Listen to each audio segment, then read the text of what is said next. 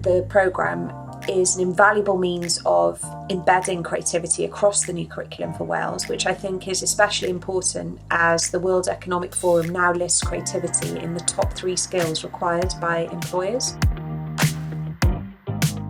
Our current system was very much to do with testing and data. I was very excited to see that creativity was going to be at the heart of the new curriculum.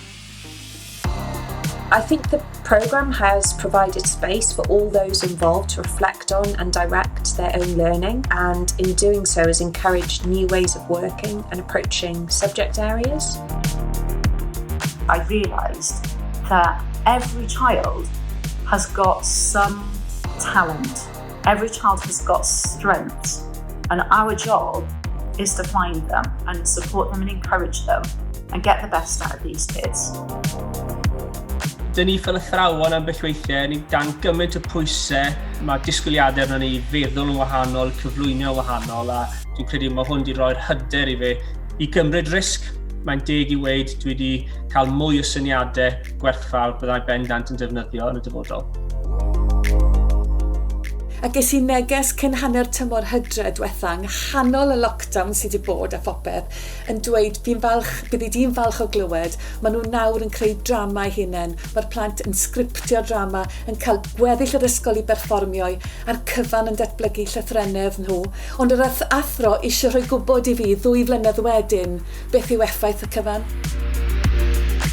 There have also been some really beautiful unexpected outcomes. Teachers observed that as well as meeting their aim of improving pupil literacy and digital competency, the projects also helped less able pupils to increase their participation and confidence in doing so.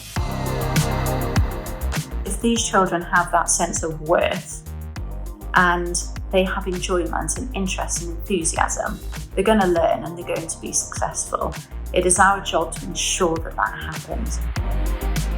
Trwy wneud pethau lle mae nhw yn gallu profi llwyddiant, mae'r hunanhyder yn dechrau tyfu a mae nhw'n teimlo tipyn bach yn mwy barod I ceisio rhywbeth sydd yn edrych yn anodd. Dwi'n credu yn y dyfodol, beth sy'n bwysig am y cynllun yma yw bod e'n cydredeg ac anghenion y cwricwlwm newydd I ddatblygu unigolion, I fod yn gyfranwyr da mewn cymdeithas, dysgu sgiliau o'r newydd, cael nhw feddwl yn annibynnol, ffordd greadigol, meddwl agored o ddysgu, nid yr hen ddilliau traddodiadol, ac mon bod ysgolion a bobl greadigol gyda'i gilydd yn parhau I wneud hynny. Yn hyderus ac yn arbrofol, byddwn ni'n helpu pobl ifanc I ddatblygu ar gyfer anghenion swyddi'r dyfodol.